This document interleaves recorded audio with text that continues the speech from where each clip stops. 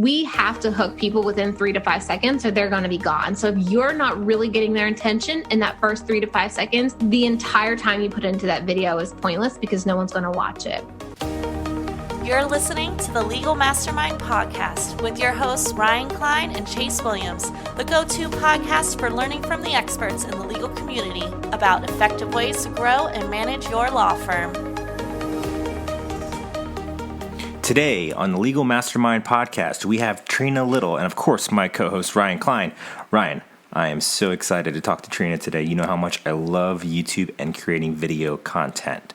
Trena is a YouTube specialist who motivates and trains lawyers and entrepreneurs on how to create and maximize the reach of their video content. She's worked with hundreds of YouTube channels to expand their reach while cutting down on production time. Welcome to the Legal Mastermind Podcast, Trena. Thank you. Thank you so much for having me today. And we've got my co-host here, Ryan. Hi, Chase. Hi, Trena. Hi. Awesome. So starting off, tell us a little about your journey and how you became a YouTube specialist. Yeah, so there was no real direct route to YouTube when I was in college. I graduated my college career as a business major with a communications minor, and then I got my master's in business degree. When I was going through college, the social media, email marketing wasn't even a thing.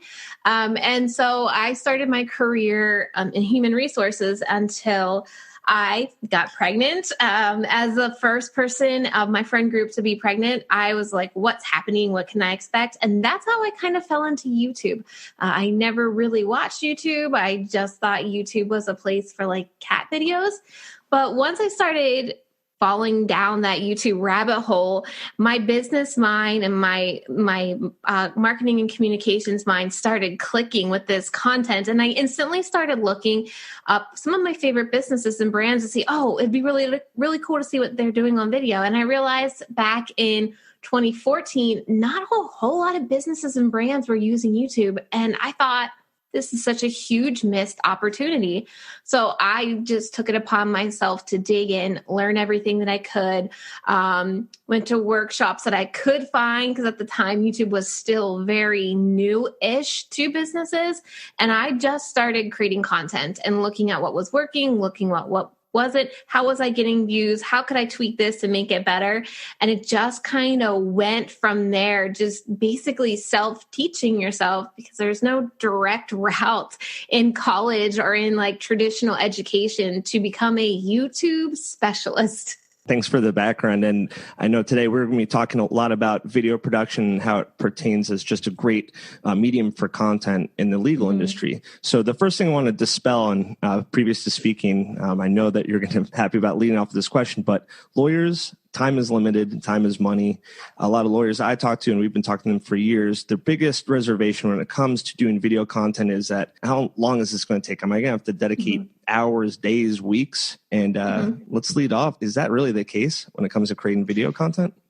Yes, if you are doing it strategically. So I totally get limited on time. I have small children and I only work a certain amount of time each month, but the amount I get done is really astronomical when you look at the amount of time I put into it and how much content I'm cranking out. And so if you really want to maximize your time, you really want to use video content, because in 2019 and moving forward into 2020, if you aren't creating content for your business, it's going to be really hard to be found. So you want to make sure the content that you're creating is going to be the most time effective content. And you want to make sure it's going to convert the quickest as well. And that's what video does.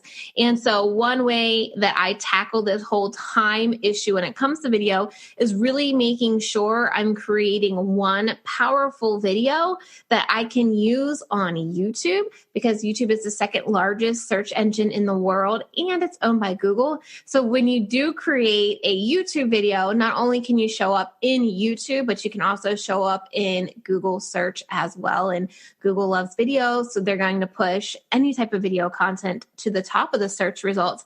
Then I use that video on all the other platforms that I have. Instagram TV, Facebook, LinkedIn, email newsletter. That's my content for email newsletter. So I'm taking one single video and I'm using it for 10 different mediums, because maybe my audience isn't always on YouTube, but they're always on Facebook. So let me bring that content to them on Facebook. Maybe they're not on Facebook. Maybe they're on Instagram. Let me bring that content to them. I personally am in business to build a business and not a social media platform. So I think it's important for us as business owners to really get our content out to all of the platforms, but knowing that we're limited on time, making sure you're doing it in a system and strategically so that it actually converts and you're not wasting your time doing it. So you just mentioned doing this as a system. What's the first step of setting up the system? Yeah. So you first want to set up the system. I know we talked a little bit about how lawyers just basically want to film that video and be done with it. And there are editors out there. I have people on my team that do this as well. What we do is we kind of recommend, here are the list of your videos that we think you should do based on research we do on YouTube and see what's performing. You shoot that video, and then an editor can then, size that for Facebook and make it look great for Facebook. They can size it for Instagram TV. They can size it for LinkedIn so that it looks like you created this content for all the platforms. So my first step is to come up with that video, and then I will shoot it for YouTube while I'm sitting down. Then I will also shoot alternate endings as well, because I will shoot all of my video content for the month in just it takes me about 3 hours right now to shoot all of my video content for the month. Are you changing outfits between shoots? I do. Only because on YouTube, if my thumbnails have the same shirt, they'll be able to see. So I just grab like 4 shirts and change them out. But so my first step is I come up with that video idea. Then I script it, and then I'm getting all of this first done before I sit down and film, because when I film, it takes a lot of energy to show up on camera and have personality and have energy. So I make sure I'm just filming videos that day. And so I'll shoot the YouTube video. Once I end that video, then I'll just shoot an alternate ending for Facebook. So the call to action may be share this with your friends or like my page for weekly tips on how to grow a YouTube channel. Instagram, obviously, Instagram finds your content more valuable if you can get people to engage with you. So at the end of my Instagram TV episode, I may say, DM me if you got more questions or if you want the free opt-in that I talked about. LinkedIn, again, you want to think about what calls to actions are specific for each platform. And that literally takes you maybe 10 to 15 seconds per ending for each platform that you want to do. There was one time I had a campaign when I was working in-house that reminds me about the alternate endings. And I had a lawyer, he said, I want to make a video for every single city in South Florida.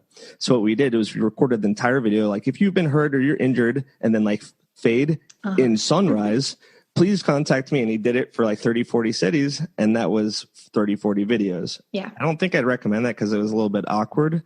But I think it's really interesting how you do have, you'd say, outros for like particular social platforms. Mm-hmm. Yeah. So like the LinkedIn is, maybe on the more professional side. And then. So with YouTube, to get your content actually shown by more people, you kind of want to play by YouTube rules a little bit and get people to watch another video. So a call to action on YouTube maybe, now if you want to learn the first step in this process, make sure you watch the video that's on your screen right now where I walk you through XYZ, because then you're playing nice with YouTube, but then you want to do that alternate ending for Facebook. So you're playing nice with Facebook and making sure you're getting people to engage with you the way Facebook prefers them to, the way Instagram prefers them to. Those are some awesome tips. I never really thought. I think the only time I've ever seen that is maybe like at the end of like a late night television show host's YouTube channel, and they're like, and it's weird hearing these guys that are pretty famous saying like, "Hey, subscribe, watch our next video." Mm-hmm. Yeah, and you don't have to make it super awkward as long as. So I'm scripting my videos knowing exactly when my video content is wrapping up so that I'm moving into that outro. So I can kind of take that beat, take that space so that it's not super awkward where I'm just wrapping up that content point. And then I'll say, now, if you want to learn XYZ, click this next video. Now, if you want new tips every Wednesday here on your Facebook feed, like my page. So you can make it look less awkward. And video editors can help you as well. And do you suggest that people have a script that they're reading off? Yeah, so I find it super valuable to have kind of a game plan Only because when you turn on the video, you can freeze up and not remember what you're going to say. And that's going to take you a lot longer to shoot your content. And the longer it takes you to shoot your content, the longer it's going to take you to edit it. Or B, you get the chatty Cathy where you go off on a tangent and you keep talking and your 5-minute video now becomes a 25-minute video and it has nothing to do with what you wanted to help people with. So the way I script my video is I will script the beginning of my video, so the hook word for word, so I know exactly what I want to say.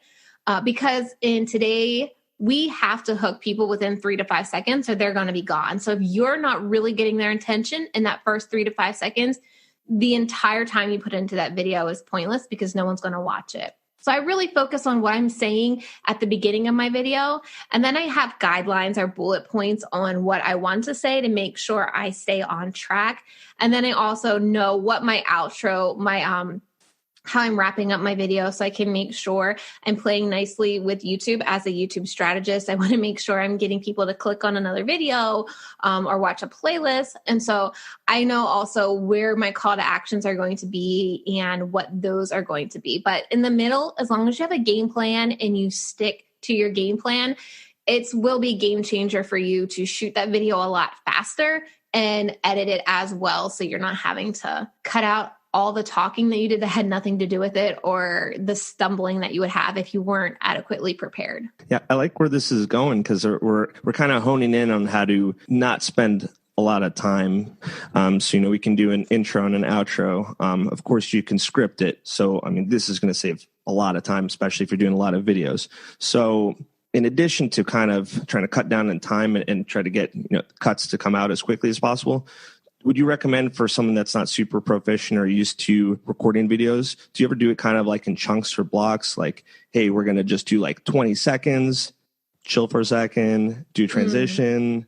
Yes, I love what you're saying. So I teach this to all of my students and all my clients because if you are able to just do a couple sentences at a time, it's much easier for you to add in those jump cuts. So it looks like it's jumping from clip to clip, which keeps people engaged. What happens when you have this when you try to do like a one take wonder, people are going to get bored. And we notice, especially in audience retention graphs of videos, when you have jump cuts, maybe every 7 to 10 seconds, people are going to stay engaged a lot more. And it feels like your video is going faster than what it really is. So people stay engaged. So by knowing what you're going to say, you could, I like to look down at my script, kind of compose myself, look up at the camera, deliver a couple lines, then take a breather so that I can compose myself and also remember, okay, I need to add jump cuts in here. I don't want to go too long without some type of transition or some type of text or just to keep people engaged. So then I'll look at the next set of sentences that I want to deliver, look up at my camera again, then deliver those couple of sentences again, just to keep things, timely. So you're not having to retake, film a one take and then mess up at the very end and think, I got to start all over. Just take it in small pieces at a time. I'm actually extremely interested in Instagram TV because that is my understanding somewhat recent. Yeah, Instagram TV has been around a year-ish. I guess now. That's recent in the social history. I rarely go on Instagram, but the one person that I follow that uses it all the time is The Rock. And it's pretty good, right? Because you keep on watching it. Yeah. I'm like, what's he up to today? Yeah, so I can kind of lead with the lawyers I know that started in their 20s. They really leveraged Instagram as a great starting point for like brand awareness and being recognized, and actually turned into lead generation. And I think that they started with images, but they moved into TV. So I'm just interested to know like how people are kind of leveraging that. Maybe you can tell our audience some creative outside the box things that you've seen on it that maybe differs from other social platforms. So I am not an Instagram expert, but I have, tried different strategies. I work with clients as well because we really focus on not only maximizing your YouTube efforts, but maximizing your video efforts. And so one thing that I do know is Instagram prefers content that people engage in.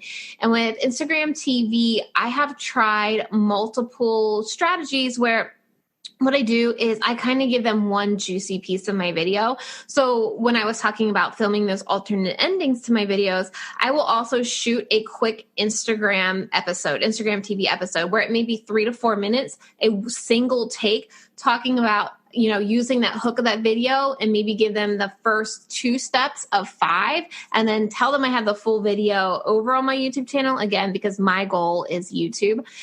But you could do that entire video on IGTV as well, remembering that Instagram is more of a vertical platform.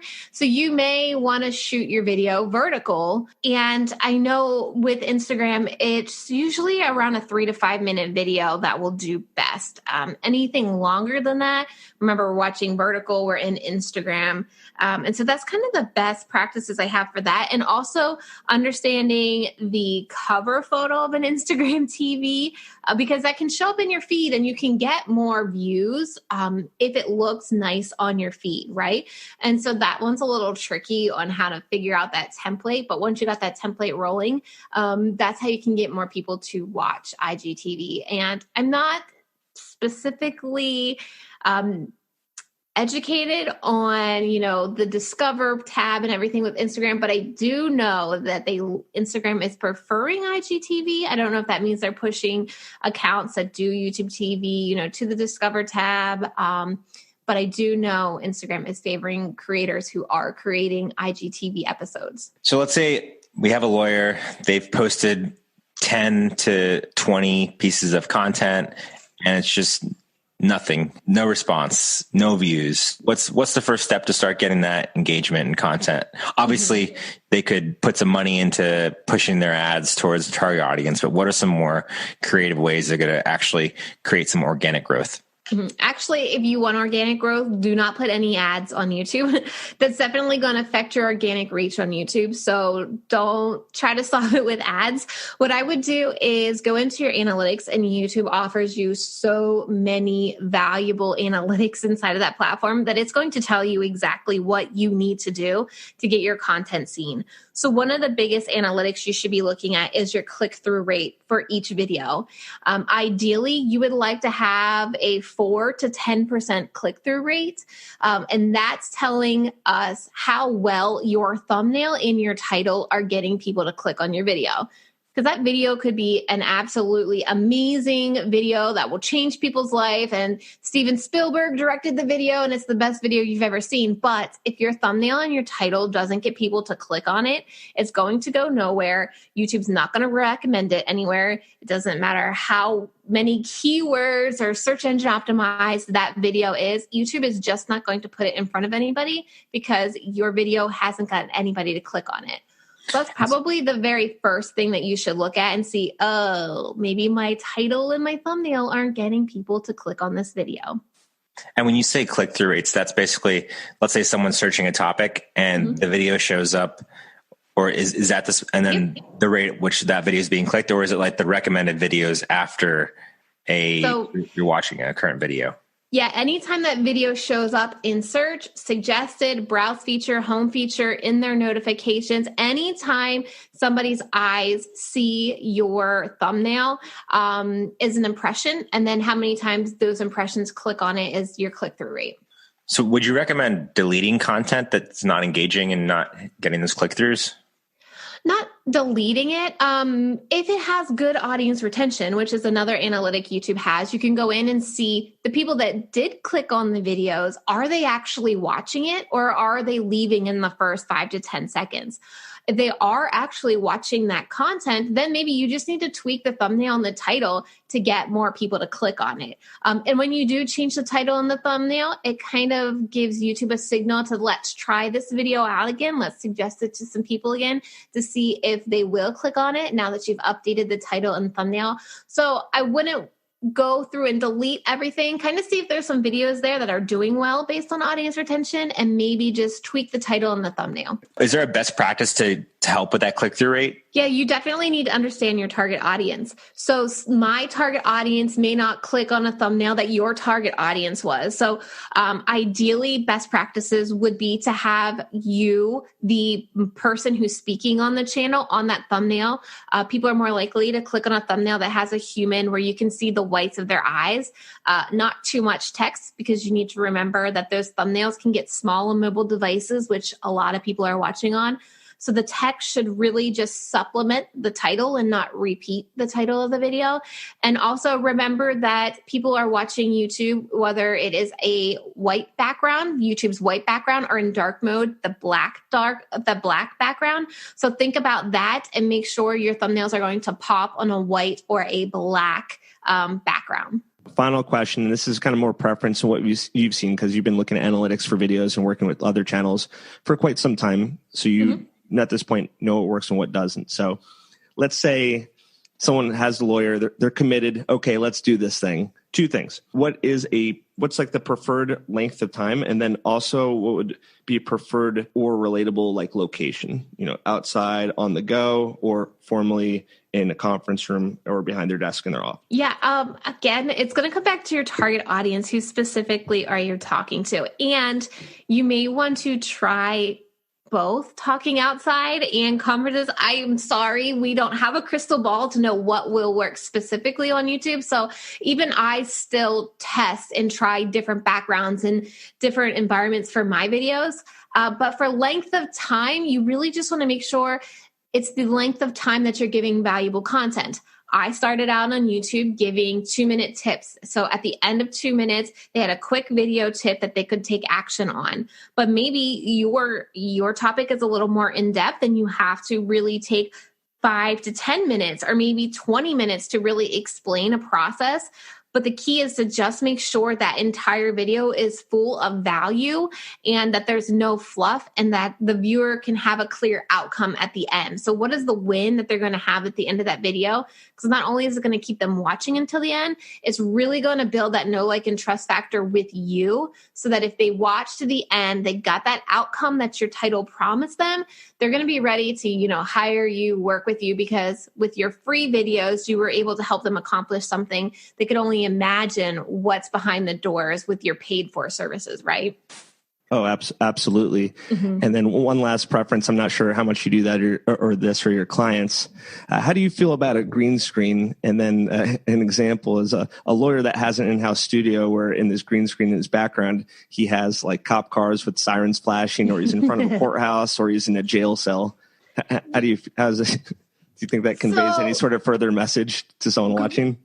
Green screens can be good, and we've had people use green screens, but again, what is your target audience really going to respond to? And with that particular background, I would say check your analytics and see how many people leave in the first 5 seconds when that siren or maybe the tacky background comes up. I would check your audience retention to see how well people are really responding to that background. We're having a lot of videos, almost like a video series, not video, sorry, I have video on the brain this whole time. We have a podcast series. We're talking about videos quite a bit on the podcast, but there's always different aspects. And I think this is definitely going to complement a lot for people that know they want to get into video. They don't know where to start. They don't know how to go about doing it, the best practices. So I think this is going to be very, very helpful. Yeah. And my background is YouTube, and that's kind of why I always push YouTube, because if I'm creating content and I want to get the biggest bang for my buck, why not have it on the biggest video search engine and then use that in other places? And so it's easier to repurpose video content compared to other media formats, and also arguably faster, even though it may not seem so, looking from the outside. How can our listeners get a hold of you if they want to learn more about you? Absolutely. My website is trenalittle.com. I also have my YouTube channel. It's trenalittle.com/YouTube and Instagram. And if you've got any questions that you want to ask me directly, absolutely feel free. My email is trena@trenalittle.com. All your content is very visual. So this is, started off the podcast with the video. So I definitely know that's your preferred thing. I'm looking on your website. Do people usually hire you on a monthly basis? So right now we're taking very minimal one-on-one clients. And with those clients, what we do is we tell you exactly what videos to shoot based on our research and our strategy built out for you. Then you shoot them and send them to us, and we edit the YouTube video, upload it, optimize it on YouTube. We provide the Facebook version and 3 Instagram story clips, and also the Instagram TV version as well, if you would prefer that. We're taking very minimal clients for 2020 because we're really focusing on taking our clients to that next level. I also have group coaching as well, which is a group coaching program with a course inside of it. So if you have an assistant or you have a video editor that you want to have them go through the course to learn how to do it for you, that would be another great option as well. And then with the group coaching element, you can, submit your videos for review by me or have your channel reviewed by me, ask me your questions in our weekly call. So that's kind of my basic working with me options that we have right now. Thanks for listening to the Legal Mastermind podcast. If you're interested in working with Ryan and Chase, please email mastermind@marketmymarket.com. Make sure to join the free mastermind group for growing and managing your firm at lawfirmmastermind.com. Ryan Klein and Chase Williams are the managing partners at Market My Market, one of the top legal marketing companies in the United States.